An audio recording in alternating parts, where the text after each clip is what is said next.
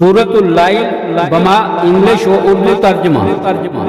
बिस्मिल्लाहिर्रहमानिर्रहीम वल्लैलि इज़ा यग़शा वन्नहारि इज़ा तजल्ला वमा खलक़ल ज़करा वल उन्सा إن سعيكم لشتى فأما من أعطى واتقى وصدق بالحسنى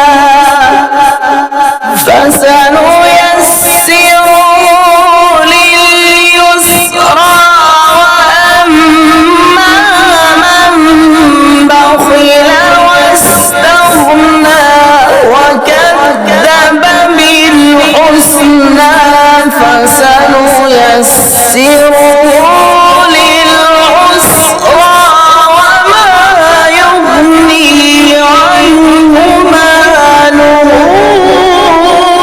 إذا تردى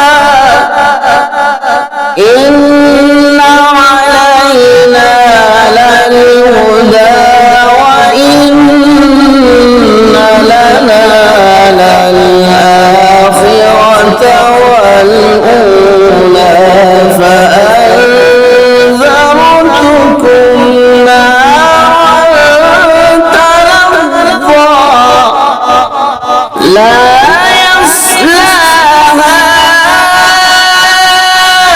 إلا الأشقى الذي كذب وتولى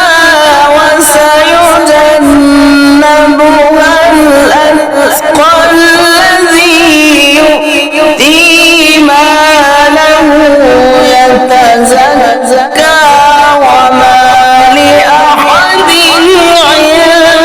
عنده من نعمة تجزى إلا ابتغاء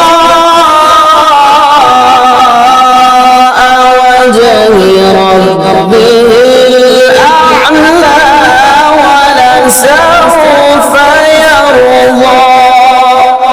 रात की कसम जब वो छा जाए और दिन की जब वो रोशन हो, और उस जात की जिसने नर और मादा पैदा किए।